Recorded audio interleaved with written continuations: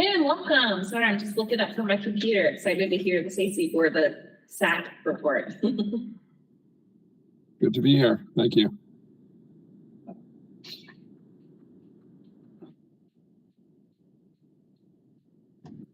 Madam Chair, you are live. Fantastic. Thank you, Allison.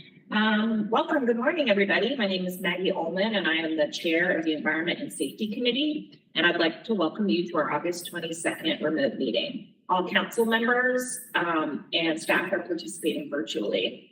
To help our audience follow along, I'll state each section of the agenda aloud. We're streaming live on our virtual engagement hub, which is accessible through the virtual engagement hub link on the front page of the city website. We also have an option for the public to listen live by phone. For those of you out there today, welcome. For today's meeting, we have the option for people to call in and comment live during the meeting. To call in and comment live, use the same number, 855-925-2801, meeting code 9477. Your phone will be muted and you'll hear the meeting live. At this point, speakers will need to push *3 to enter the speaker queue. I will now give a roll call. I'll go through, introduce committee members and staff, and I ask you to come off mute and say a quick hello. So first is our Vice Mayor, Sandra Kilgore. Good morning, everyone. As well as Councilwoman Shanika Smith. Good morning. Our City Manager, Deborah Campbell. Good morning. We have our Assistant City Manager, Ben Woody, and Assistant City Manager, Rachel Wood. I think both are here, not sure though. Good morning. Good morning. Oh, great. Glad you're both here. We also have our Assistant to the City Manager, Jamie Matthews. Welcome. Good morning. We also have Deputy City Attorney, John Maddox. Hello, everyone. We have our Deputy Police Chief, Mike Lamb. Morning. We have our Interim Fire Chief, Chris Budzinski. Good morning, everybody.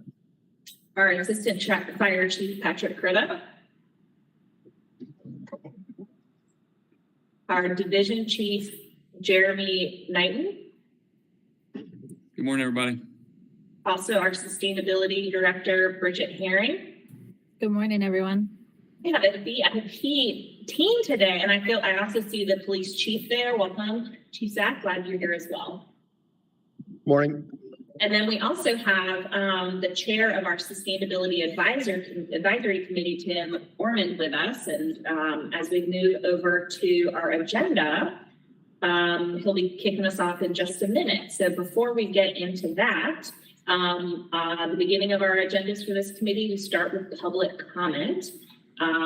So do we have any public comment? I'm expecting Ashley Featherstone from the county to join us to share a little bit about air quality. We've had a lot of concerning air quality days this summer, and I'm not sure if she's joining the beginning or the end, but hopefully she'll be in the queue soon. So do we have anyone in the queue? Yes, Madam Chair, we have 2 callers in the queue at this time. Fantastic. Caller ending in 2266. You are now unmuted.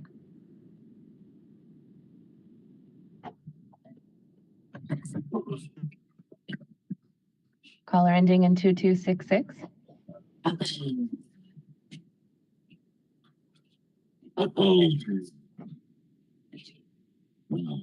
Madam Chair, would you like me to move on to the next caller and go back to that caller? Yes, please. Okay. Caller ending in 6777. You are now unmuted.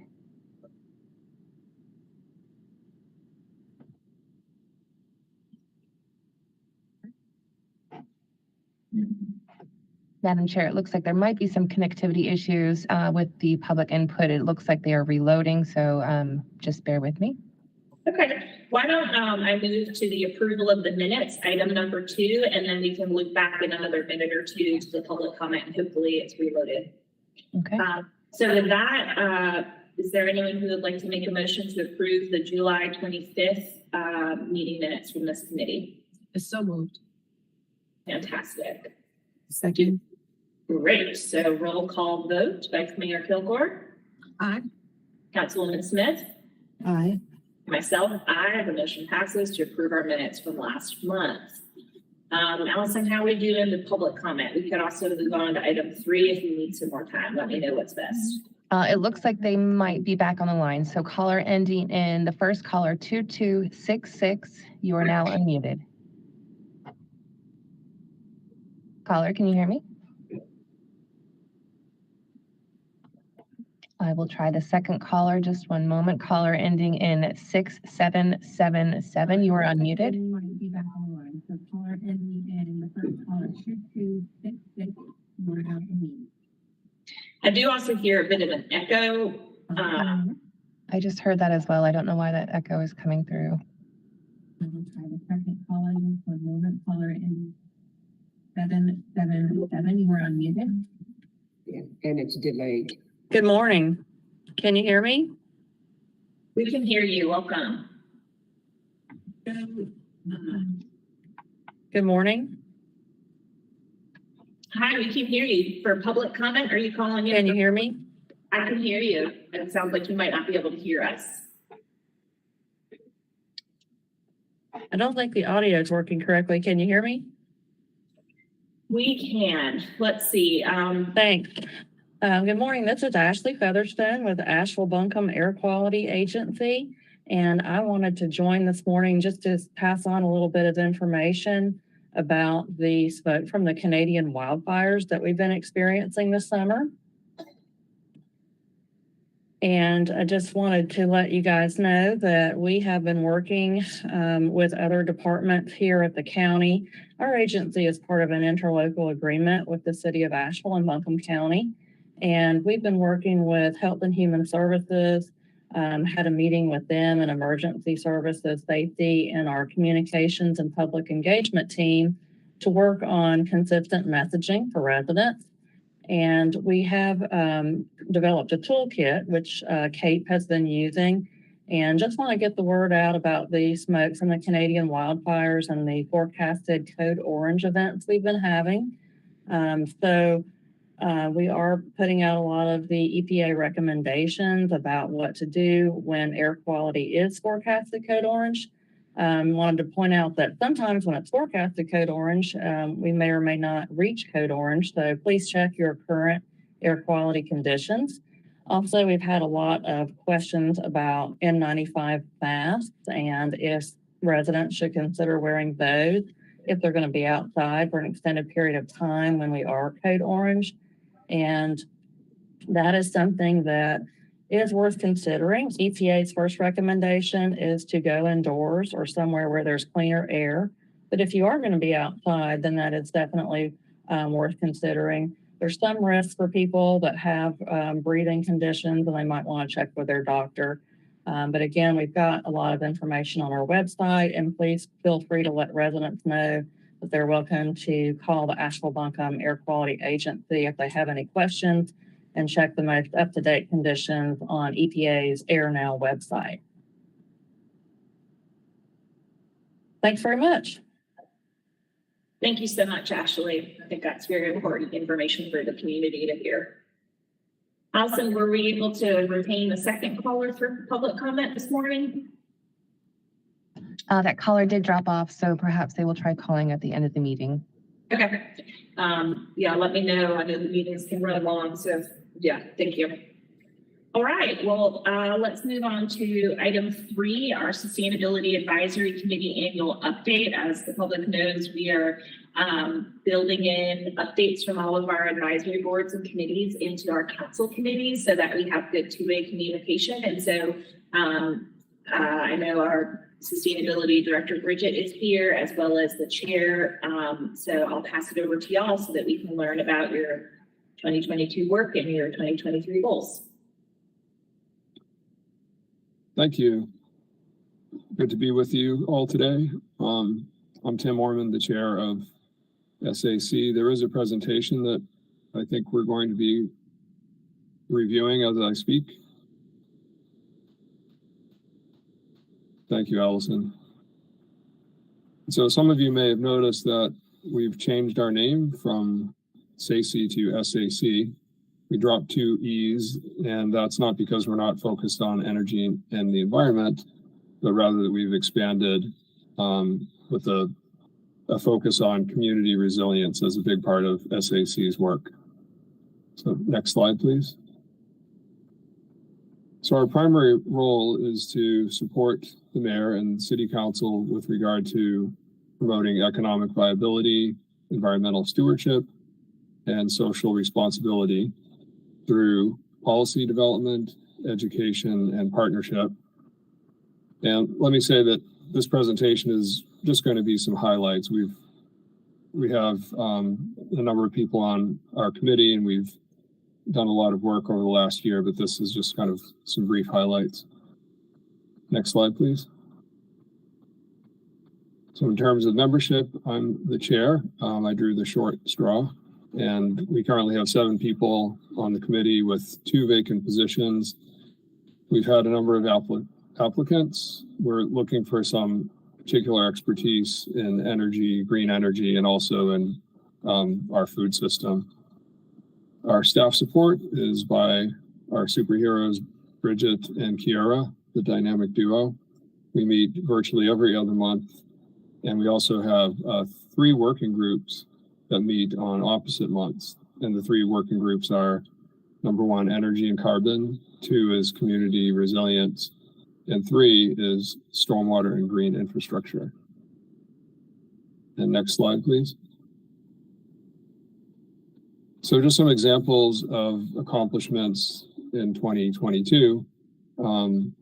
Each one represents a different focus area. So with waste reduction, this was more on the education side, conducting the home food waste challenge via social media.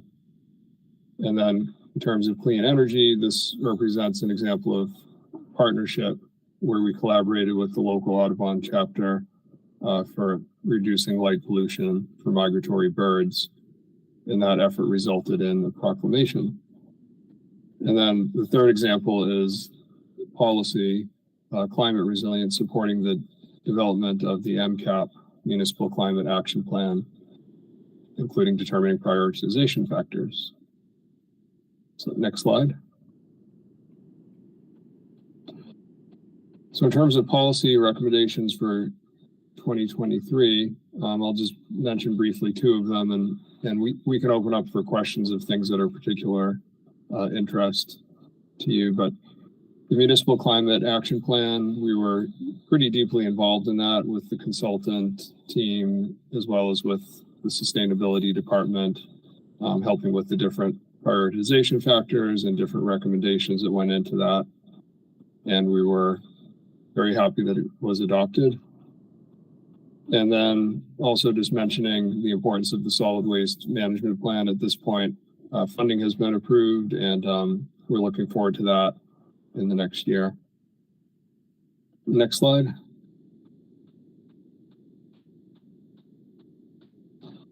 So our current goals for 2023, here's just a list of a few of them. And I'd like to just highlight 2 in this brief presentation. The second one is establishing a partnership with the Asheville Area Riverfront Redevelopment Committee. So we have a combined interest in the importance of stormwater and green infrastructure in terms of water quality and community resilience. So we have formed a partnership, a working group that we're calling SWAG, which stands for Stormwater and Green Infrastructure. And we're currently working with the Stormwater Department and their consultant team, providing our expertise where we can on this new stormwater utility program and fee study. And then the second one I wanted to highlight is the climate resilience guide, and a lot of effort that's going on kind of behind the scenes to support that update of the climate resilience guide. And then our last slide, I think. We'll open it up to questions. So those are just some brief highlights, and would welcome any questions if you want to dive deeper on anything. I also have a phone a friend on the line, Bridget, if I need to use my lifeline. So, thank you. Thanks, Tim. I appreciate it. Any questions from my fellow councilwomen?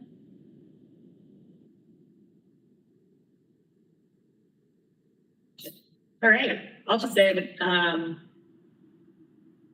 hearing kind of where you see this going is perfectly timed right now because we're starting today looking at our work plan and what is kind of in the queue and helping prioritize where we go. And so I think that's really important. I personally am excited to hear the focus around stormwater. I think that as we prepare ourselves for our changing climate, how we deal with flooding and increased rain and storm events is very, very important.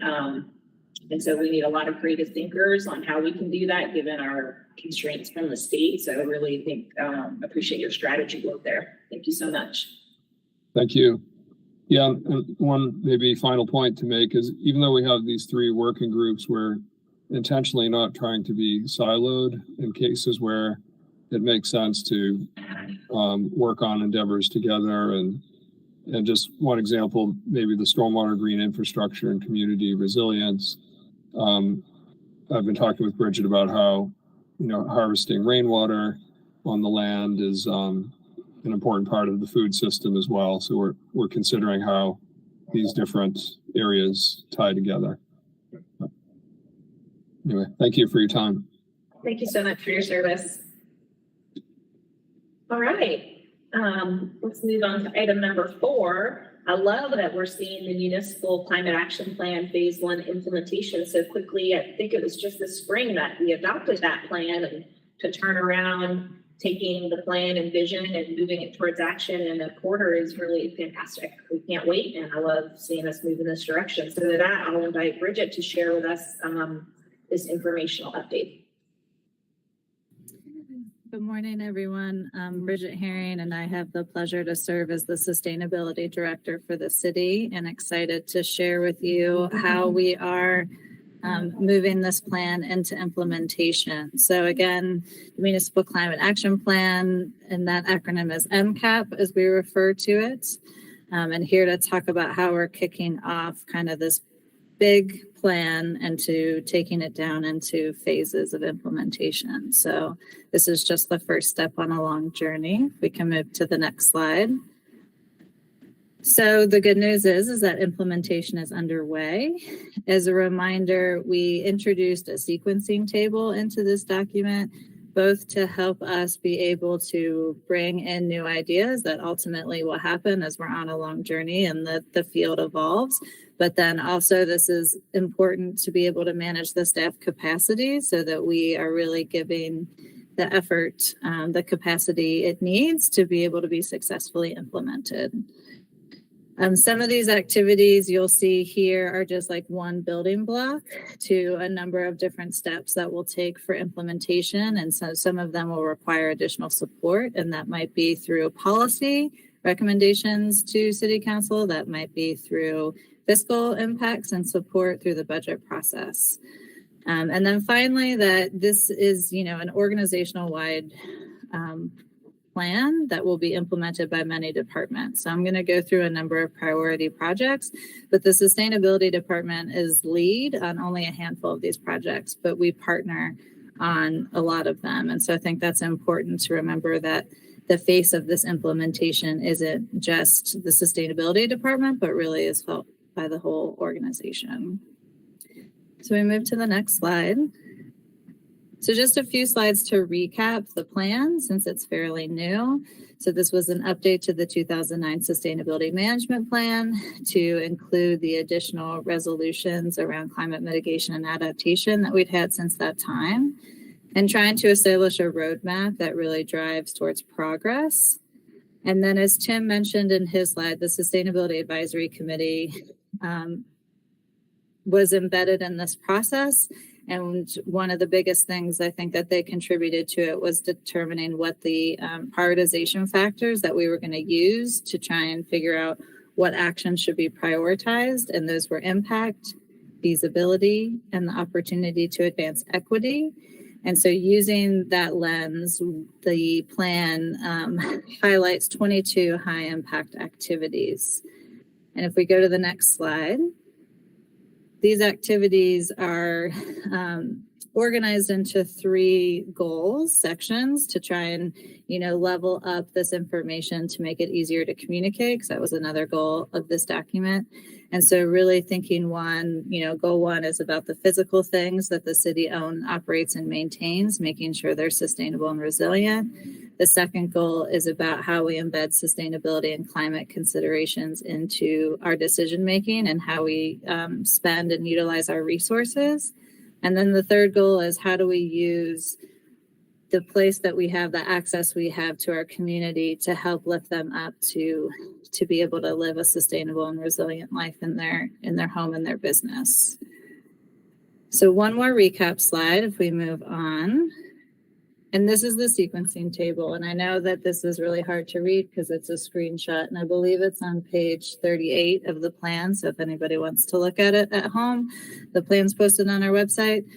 But this basically takes all 22 activities and sorts them out into different phases, whether that's planning, implementation, development, things that are ongoing and we imagine will be ongoing for the duration, and then also puts them down into trying to stagger them. And we looked at what departments would be heavily involved in this and what capacity we had, and also what needed to get started today because it was going to take a long time to make this shift, to make this investment. And so all those things went into building this implementation table. And again, really trying to be mindful on how we can deliver on implementation. So if we move on to the next slide, I took the 3 goal areas and the things that were highlighted for year 1, either in development or implementation, and kind of match those up with the priority projects that we have going on. So this is a lot of information, not necessarily going to go into the weeds on each one, but you can see on here that the stormwater utility assessment and fee study, that we're working with the Sustainability Advisory Committee and the Riverfront Redevelopment Commission to try and support. So I think that's a great example of collaboration of when our advisory boards are partnering with us on existing work that we have at the table that can really bolster, the outcomes that we want to see through the Municipal Climate Action Plan. And then, the continuation of installation of renewable energy. Yesterday, we released a press release talking about the energy that's being generated at the new Grant Center solar array that's installed on the rooftop there. So, and we're really excited about this climate resilience piece, both partnering with our folks in the fire department as well as partnering with IT and a number of external folks to think about how we take what we learned from the Climate Justice Initiative and take a fresh look at the Climate Resilience Resource Guide to embed those learnings and make that information more accessible, more interesting, more engaging, and have an opportunity to look to our community to see who and where we might be able to plant some seeds in terms of resilient spaces moving forward. So the next slide. And our second goal, you can see the continuation of using the climate justice tools in our project management process. We're continuing to look at our state level engagement opportunities. Duke Energy recently released a new carbon plan that we'll be engaging on and trying to keep our fingers on the pulse of what's happening with the Inflation Reduction Act as that starts to unfold and how those opportunities can be leveraged in our community. And then, we see the solid waste master plan and excited to see the RFP and the kickoff and the process for conducting that plan with our sanitation division as well. We move on to the next slide. Here in our goal 3, we have some examples of policy. So looking at how we're using the fee and lieu funds from the canopy ordinance, and how we match that up with climate justice and equity. I think that's an exciting opportunity and overlap there, as well as really thinking about how we're going to report out on this document. So we elevated this as one of the high impact activities because in most of the resolutions, there was something about reporting. I think there's a high interest from our community to be able to understand where we are and what we're putting into this project. And so I think also learning from lessons past is to make sure that we can deliver on those metrics, because as we've seen staff turnover or other changes in processes and data availability, we've seen some inconsistencies in how we've been able to report out on that. So really trying to be intentional about developing metrics and methodologies to gathering that data that can be consistent and maintained by the organization, no matter who is in the positions that might have access to that information. So that's really an important priority project for the sustainability department this year. And I believe that concludes we'll go back to a review of the key takeaways in the next slide. So again, implementation is happening. It's going to happen in a variety of different ways and different projects with different departments. And again, depending on how some of those things come out, there might be some policy or some fiscal recommendations that are coming your way. So just to give you a heads up on that. And with that, I will take questions. Thanks so much, Bridget. I have a handful of questions around carrying this lady, surprise, surprise. But I don't know if any of my colleagues want to jump in first or.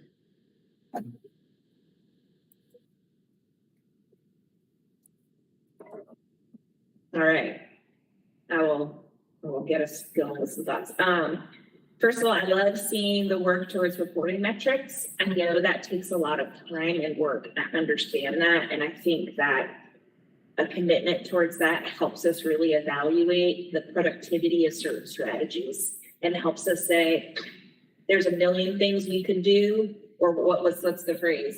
We can do anything you want, but we can't do everything you want, right? So I think that'll really help us understand what's going to be the most impactful that meets a bunch of different goals. So I'm excited to see that.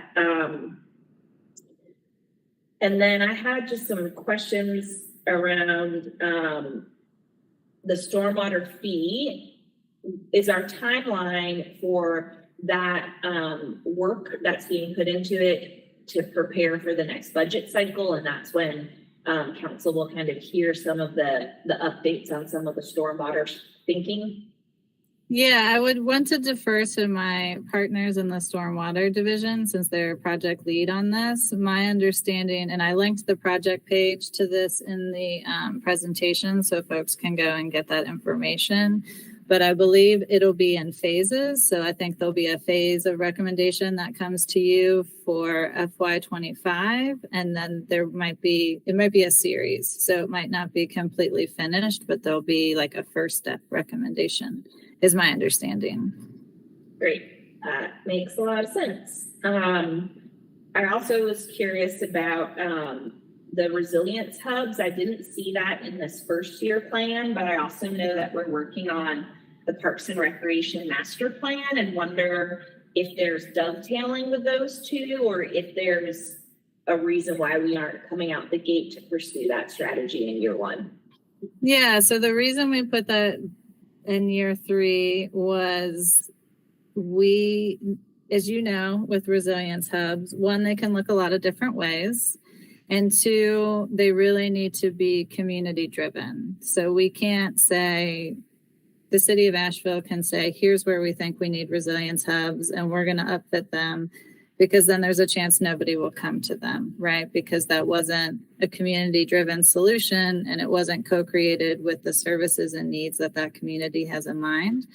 And so I think there's a lot of work that needs to be done in terms of hearing that from our community so we can help lift up what our folks want and need, instead of us trying to go full force on developing a plan that comes strictly from an operational perspective. And so I think there are some opportunities that we're seeing both in terms of the Climate Resilience Reboot Project, in terms of the Community Upfit Project that our Communications and Public Engagement Department is doing, as well as, through some of the threads of the Parks Master Plan, where we can maybe start to identify where in our community that those services might be welcome and embraced, so that we can do some of that more long range planning and not jump straight to implementation. on a solution that we haven't had identified by our community yet.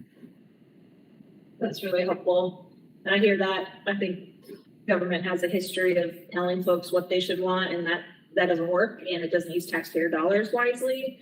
And I'm glad to hear the dovetailing opportunities you're seeing before anything would be ready for implementation. There's a lot of work and listening, and I see this Parks Master Plan as an opportunity where we are going to be doing a lot of listening and community engagement to really offer that as a consideration to see what people are thinking. So I anticipate from seeing how resilience hubs work in other communities that our community centers are a really important part of this approach if that's something that the community asks for. Absolutely. And chances are it's not going to be 100% of the solution, right? So there might be a combination of co-located services in that situation. And so figuring out like where that is, what that looks like, and then also what roles we hold, because obviously as government, we have, a place and a purpose, but that's not everything to everyone. And so we have to also be really mindful about how we develop those roles and responsibilities and partnerships. Yeah. Let's see. And I had one more question is, I forget how it was worded in the plan, but maybe it was just tracking state and federal policy and acknowledging that there is a big funnel of federal money coming to local communities. So maybe not for today, but I would love to kind of hear an update on IRA opportunities and what grants we're pursuing, what partnerships we're part of. I just know that there's so much coming our way that it would be helpful to understand where we're plugging in or what our strategy is for plugging into that stuff. Hopefully that could be something maybe in a future meeting we could hear from y'all. Yeah, absolutely. I can make a note and come back for you. I mean, I think the short answer is like right now there's a Solar for All opportunity from the Inflation Reduction Act. And we are actively pursuing being a partner on the state application for that.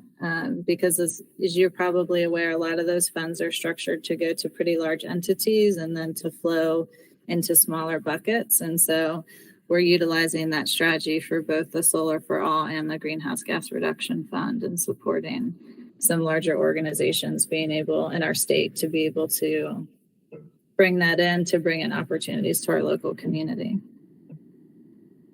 Thanks. And then I guess my final question is what I'm seeing is kind of the staff's prioritization of which programming. Is there any foreshadowing of what policy conversations will be resulting or things that we should be anticipating as your teammates on the council as it relates directly to the NCAP?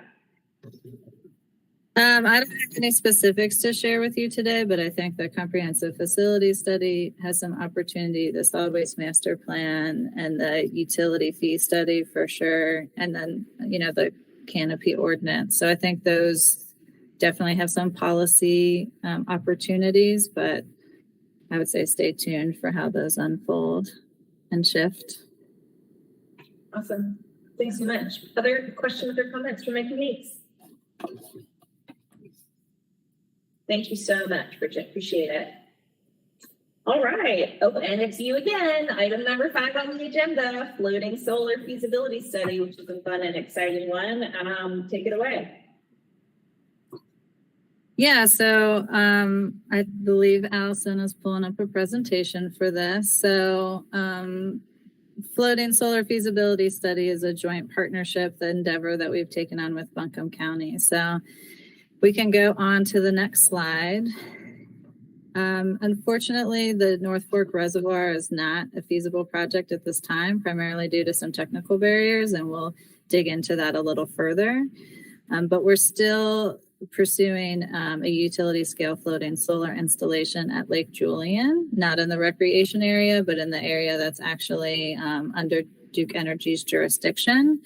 And that the city and county sustainability staff are working really closely on this to explore what opportunities there are for partnership between the city and the county to support our 100% renewable energy goals that council adopted. So if we move to the next slide, I put a picture in here so that we're all make sure we're on the same page is that we're actually talking about installing solar panels on top of the water so they float. So in 2022, Buncombe County approached the city and Duke Energy to explore the feasibility of utility scale. So that's a large scale system that wouldn't power a specific building, but would go directly to the grid and, supply power to a large sector of our area.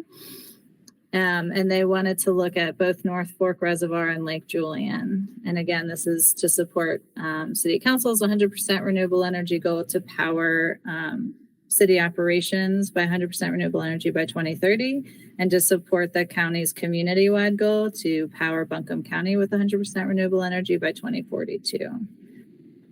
So moving on to the next slide.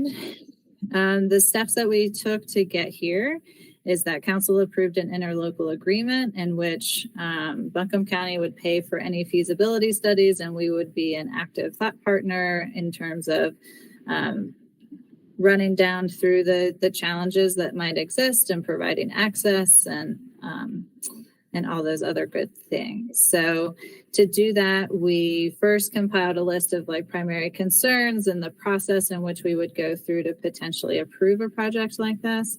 And so we conducted a site visit with the Conservation Trust for North Carolina. So in case you all aren't aware, that property that we own out there is under a conservation easement, except for where the physical buildings are. Those are outside the easement area, but the entire reservoir, as well as the acreage around it that we bought, is all protected under that conservation easement.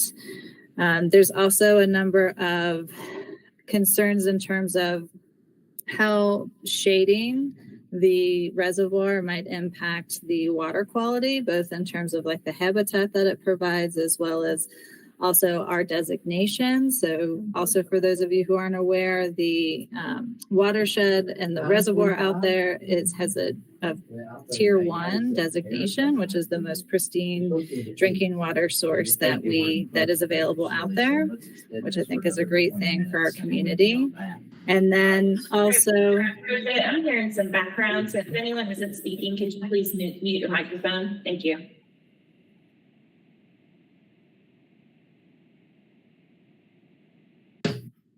sorry about that. And then also D3 is the consultant company that Buncombe County retained to do some of the feasibility and technical analysis on actually building the structure, connecting it to the grid, all of that good energy stuff. And they conducted a preliminary analysis. So moving on to the next slide. So what we found is that this is not a great site at this time. So there's some infrastructure challenges and barriers. So it's 5 miles to the nearest substation.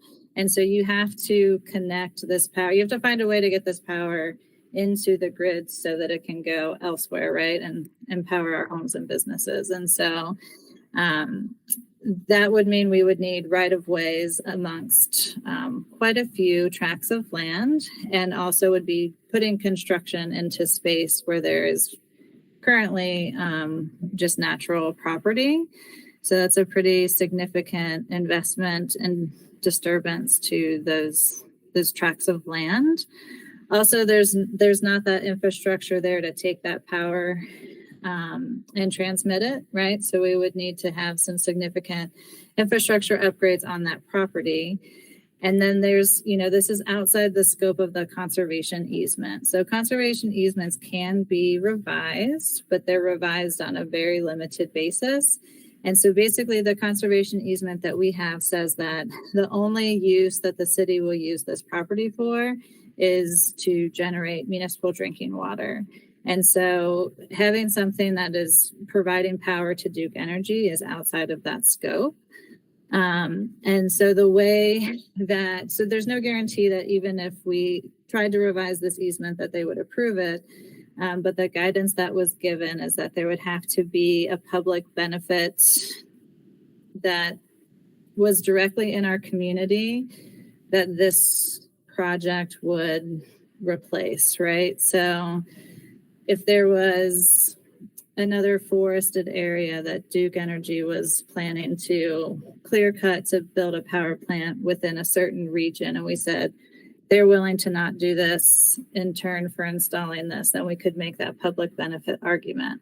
But it has to be on some kind of a local scale, right? It can't just be like the public benefit to North Carolina by putting this many megawatts of clean energy on the grid. It has to replace something else, and it has to be somewhat in our region, in the Western region. So, you know, and the D3 consultants, when they looked at the design and the feasibility of connecting it, summarized that it was not feasible at this time for the cost that it would incur. So if we move to the next slide. So what are we going to do now? I think the good news is that the Lake Julian site looks like it does have some feasibility. It doesn't have some of these challenges and has some opportunity there. And so the county is still pursuing this and has submitted an application for a system impact study. And then again, we're continuing to work closely to be a partner on that project to kind of look at the feasibility, both in terms of getting through the interconnection process, but also in terms of what are the fiscal impacts that maybe a partnership opportunity might be able to support to be able to make this project more viable to a developer, a renewable energy developer. So, and with that, I think we're just going to recap. So, as I said, the North Fork Reservoir is not a feasible project at this time, but still pursuing utility scale floating solar at Lake Julian. Again, not in the recreation area, but in the area that Duke Energy owns. And that the city is still continuing to partner with the county to see if there's a way that we can coordinate on this project to support our renewable energy goals. And with that, I'll see if there's any questions. I'd like to say thank you very much, Bridget, for the report. And I'm glad that you did note in the report as far as the Lake Julian project is the study would actually give us an idea of the fiscal benefits to the city. And so I'd be, really interested in seeing, what those benefits would be or whatever. So I'm really happy to see that we're doing that study to see. So looking forward to it. Thank you. Yeah. We appreciate the update.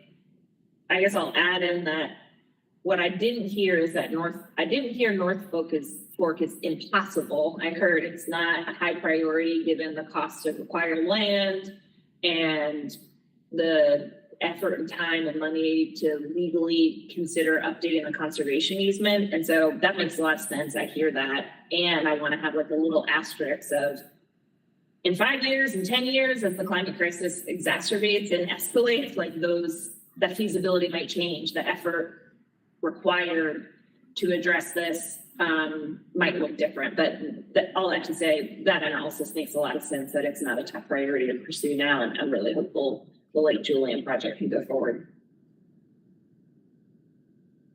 And I think the more information we have as a situation may change, then there might be good reason to revisit it. And I think we have some more information about what those parameters might be if we want to, pick this back up. Great. All right. Thank you, Bridget. Okay, we will move on to our item 6 of the agenda, which is the North Carolina statewide mutual aid agreement with our division of fire chiefs. Take it away.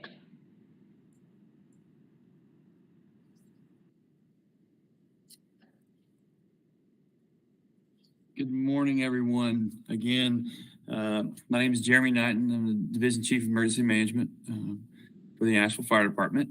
I want to talk to you today about the North Carolina statewide mutual aid agreement.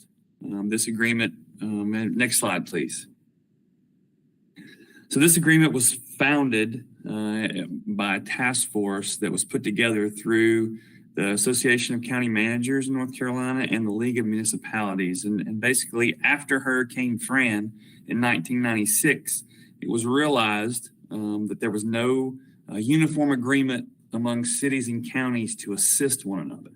And so from that, the League of Municipalities and the League of County Commissioners developed this agreement, and currently, from then until now, has been managed by the North Carolina Division of Emergency Management.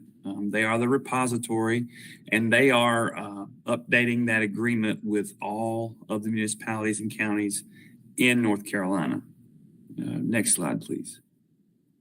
So what this does for us is it gives us access to all of the state's response capabilities without that incurring cost for us to purchase and maintain and ensure that inventory of resources.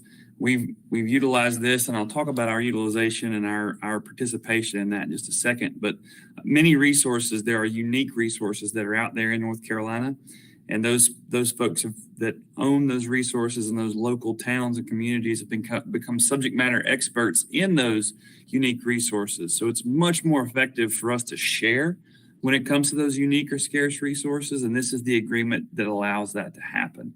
So by us participating in this system, it provides that efficient and organized assistance among governments. Not only does it do that between the locals, but it also enhances that faster reimbursement and better record keeping when it comes to FEMA, or the Federal Emergency Management Agency, and our work and our participation with bringing in outside resources. Our history with this agreement has been since 2000. That's when the current agreement that we're functioning under right now was signed. And North Carolina Emergency Management has gone through a lot of changes since the year 2000, many storms, many improvements in technology, many efficiencies, as well as a few changes in processes. There's folks and there's divisions within that organization that have been created. That speaks to recovery, as well as the 24-hour watch center that has had some general statute changes that's made that agreement that we signed in 2000 a little dated. So the agreement that we have now is up to date and including all that. And next slide, please. And so some of the examples that where we've received mutual aid, obviously Hurricane Francis and Ivan in 2004. Everyone remembers how devastating those storms were for us in Western North Carolina, and especially in Asheville. The summer of 2020, the civil unrest, COVID-19, and Tropical Storm Fred most recently. Some of the situations where we have provided assistance to our other local communities and partners. On a regular basis, we do that with our Regional Response Hazmat, which is a state resource that we own here in the fire department and responded, but as well as pretty much since the 2004, the major hurricanes, Matthew, Florence, Dorian, Isaias, Ian, and then most recently Fred. So those are just a few examples of where we've helped, and then obviously where we've received help. And one thing to point out, there's three types of mutual aid. There's direct, which is local to local mutual aid. And that's what happens. That's probably the most, that occurs the most often on a weekly, daily basis between locals and between entities. There's the state coordinated mutual aid, which is that where we put requests in, and that's where North Carolina Emergency Management helps us with documentation and coordinates that. And how we access that state coordinated mutual aid obviously is through Buncombe County.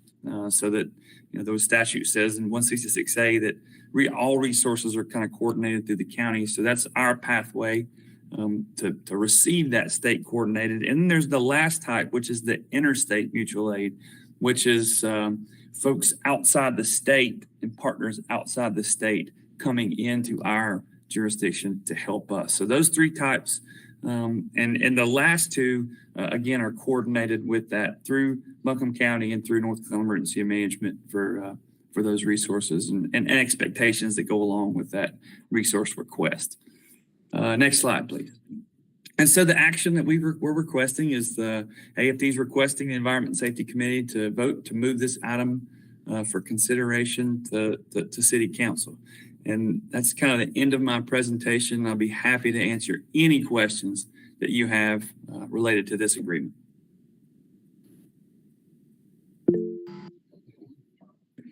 Manager Campbell?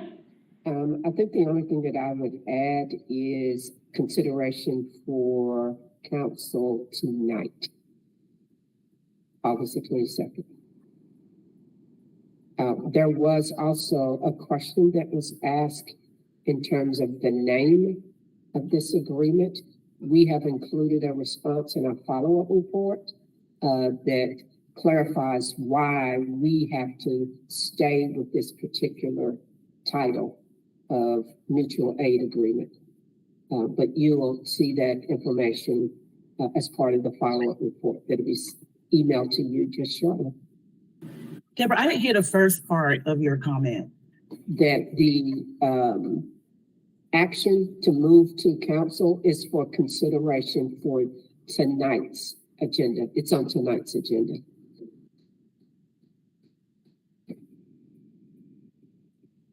Thanks, Deborah. Absolutely. Yeah, I guess the understanding is that the mutual aid language is just what the partners across the state have been using for decades. So it's kind of embedded language. And since it's a technical agreement, we wouldn't want to revise that language, which is very reasonable to me. As well as some federal standards that we have to meet in order to qualify for certain things. Yeah. I think the spirit of this type of thing is genuinely beautiful. I think this is what it means to be in community, whether it's a neighborhood, a state, a country, is to have each other's back when we're in need.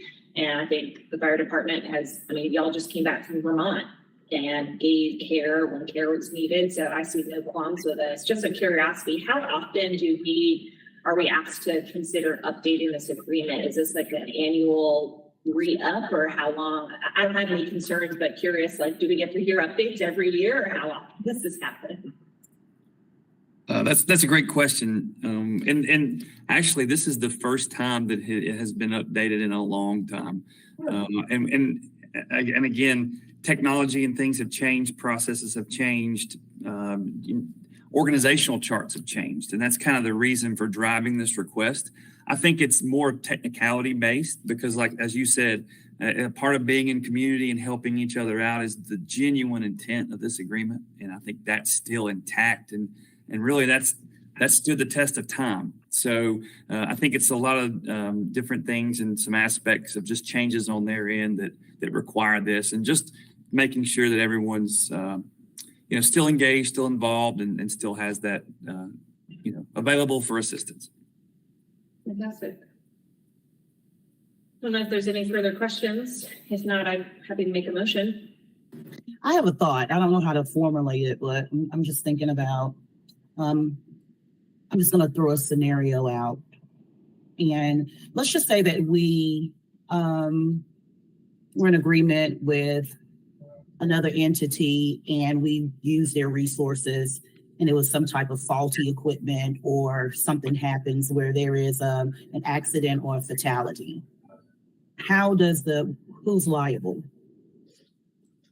Yeah, that's a great question. And a part of this mutual aid agreement, and when we request resources from each other, obviously there's workers' comp policies and procedures and different policies and procedures that are in place for your organization.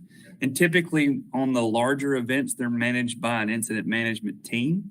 And embedded in that team are various components that help manage those exact things. So the one thing, by being managed with a team under an incident commander or a set of objectives, that basically we're not going to be put in a situation where we violate our own policies.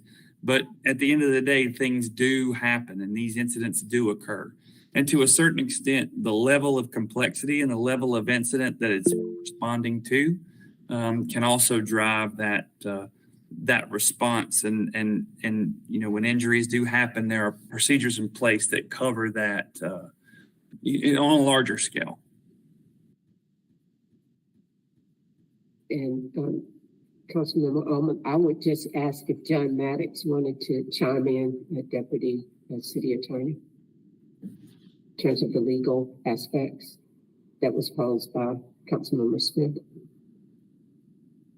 Yeah.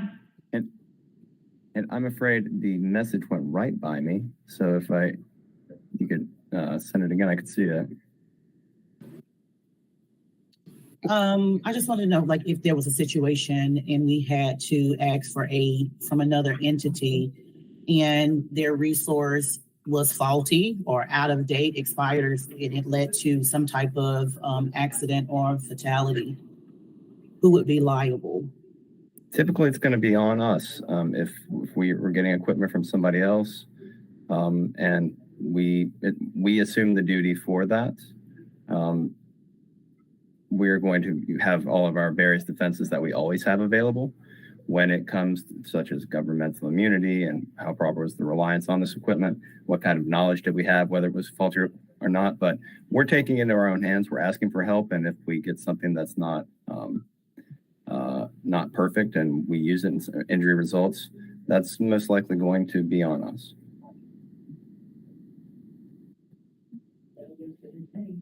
Yes. Thank you. Thank you, Jim. All right. Without any further questions, can I make a motion as a chair? Yeah, I can make a motion. I make a motion that our committee moves this item to consideration by City Council this evening. Sandra, I'll second. Thanks, Sandra. So I'll do a roll call vote. Vice Mayor Kilgore. Aye. Councilwoman Smith. Aye. And myself, aye. The motion passes. Thank you so much.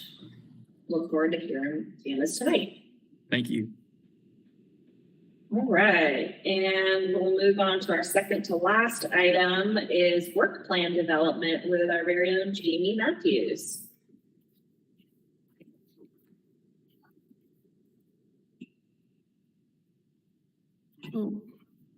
Thank you all. Good afternoon. Again, I'm Jamie Matthews and I serve as the assistant to the city manager. Today, I'm going to share with you all and ask for any feedback on the proposed Environment and Safety Committee work plan. Next slide. So the goal of the committee work plans is to better organize and strategically plan the work of the Environment and Safety Committee.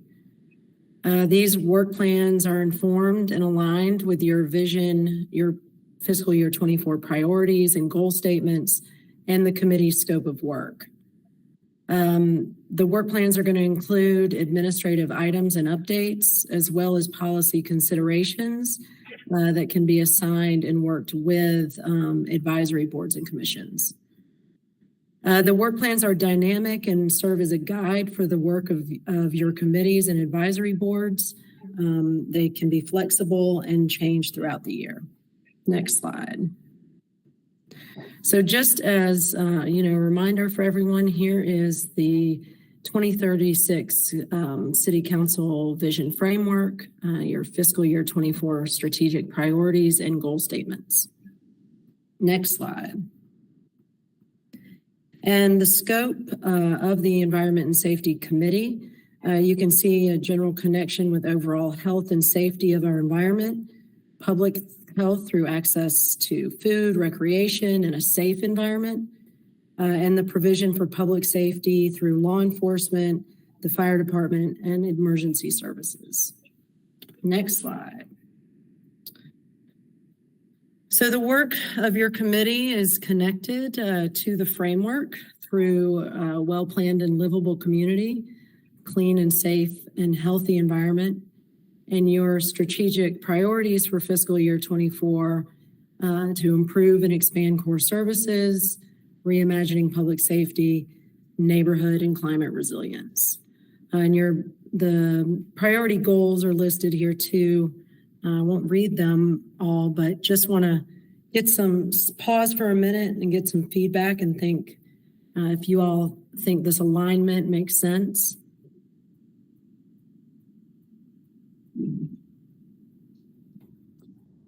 All right, I'm going to go with yes. So next slide. So here are the key policy topic areas for environment and safety. You can see the stormwater, public safety, parks and rec, climate justice, just to name a few, and things that you guys will hear about. Next slide.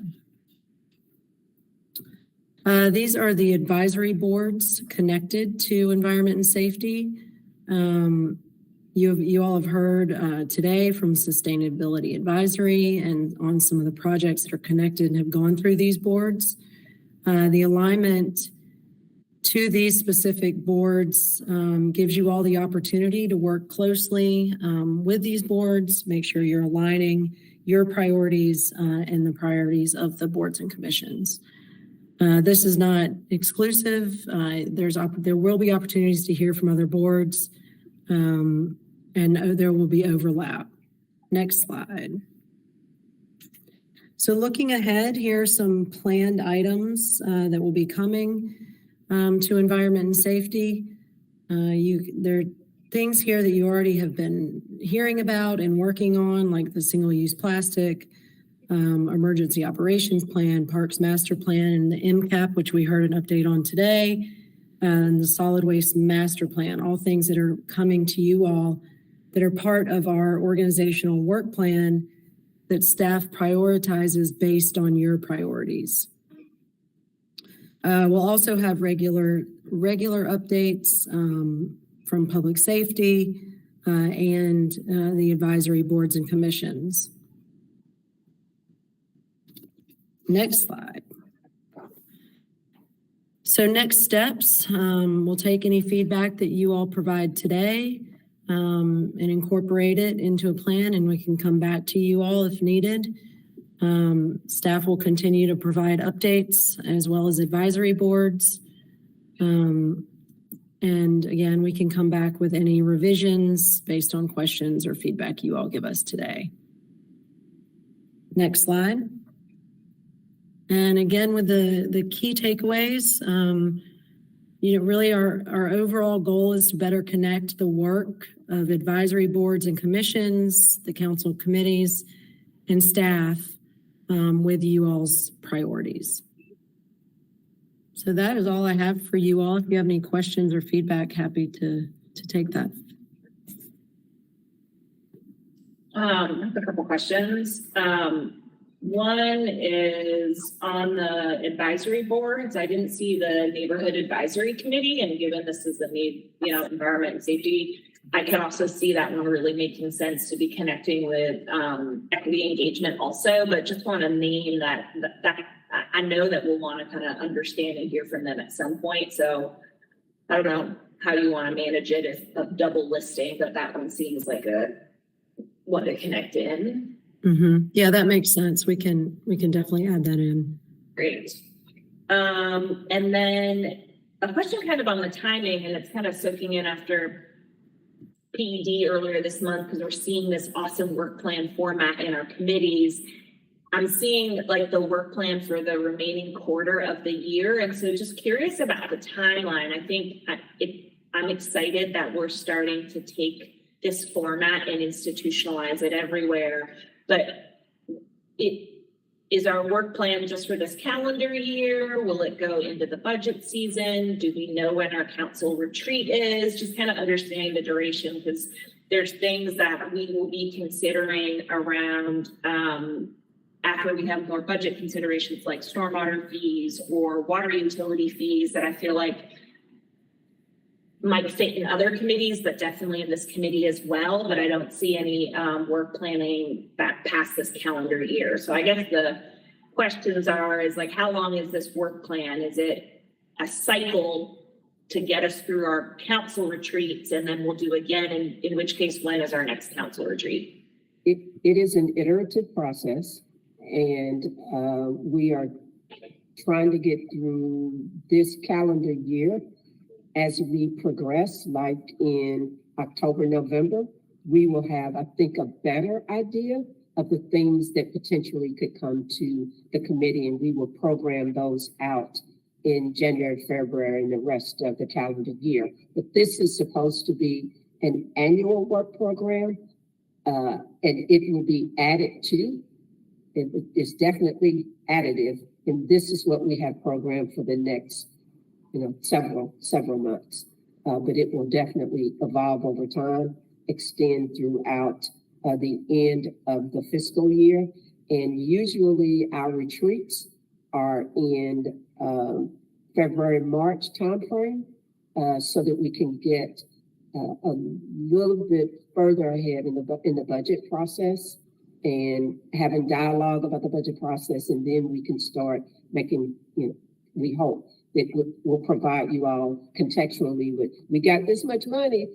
Okay, so these are the only priorities we can have for the year. So I hope that responds. Yeah, I think that's super helpful. I definitely think it reminds me of like when we all started the 8-week calendar for council. Like you just it's a new system. So the fact that we can see a quarter ahead is awesome. And I understand the amount of organizational work planning required to be able to say, hey, this is what we're going to do the next several months. So I just am excited about the structure. I think it'll help us stay in lockstep with the awesome work that staff is doing and anticipate and understand. So I'm pretty excited about that. Yeah, those are my questions. And we are also excited about, and we haven't forgotten that we are doing a board restructuring assessment and analysis.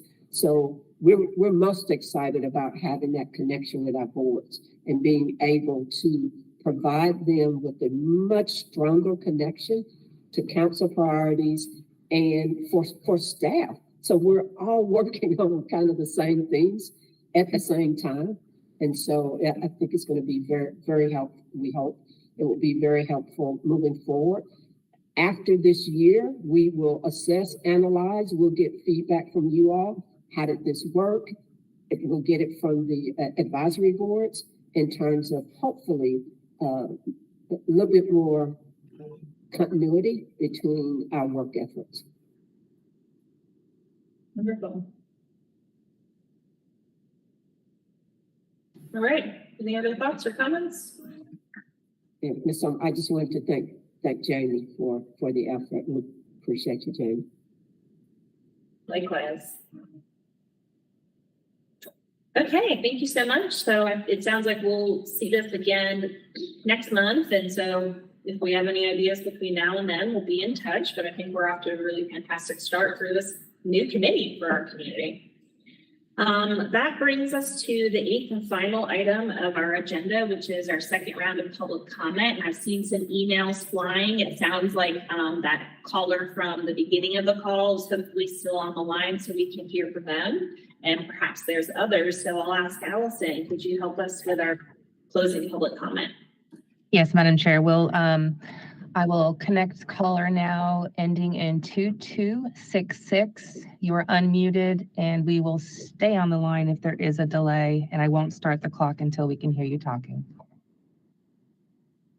Hey, it's Grant Milton, longtime Asheville resident. Just FYI, people can't run the YouTube channel, the City of Asheville YouTube channel, and talk on this on the same device at least. I think I've used it with my desktop that way. But anyways, I just wanted to say that citizens with disabilities were omitted from the COA Climate Justice Initiative as of last year, and I seen City of Asheville sticking with that example of inequity. Asheville African Americans, you'll find when we start peering into what's going on with citizens with disabilities in Asheville African Americans, you'll find are in many cases have disabilities. So I think written public comment was missing from today's meeting documents for this committee. Yesterday, I shared the SF San Francisco Chronicle data comparing Asheville and Buncombe. It's really Asheville when you're talking about illegally manufactured fentanyl death to other parts of the nation. Instead of postponing the bad news about Asheville organized crime, producing PSAs, public service announcements using the CDC Tips for Smokers model is going to shift gears, low-hanging fruit, not tons of money, and you want to start shifting this emergency. This is an emergency. The City of Asheville reimagining public safety initiative is not an emergency oriented strategy. Part of the solution is more focused on state and federal partnerships in a high magnitude casualty organized crime narcotics group.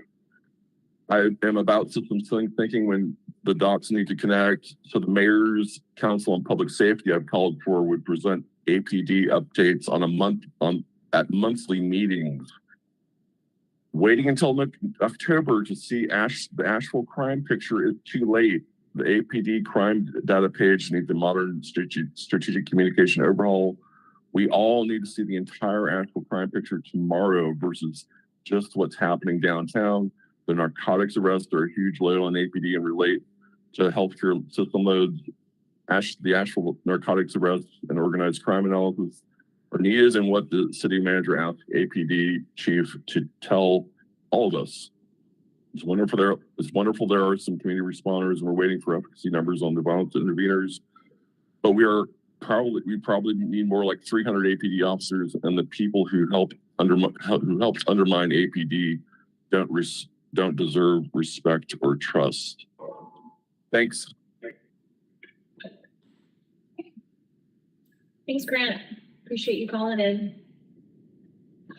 Okay.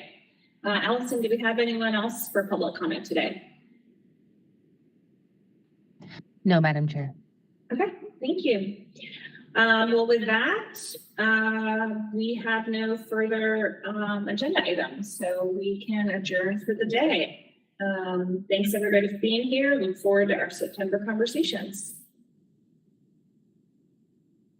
See you. Bye, everybody. Take care.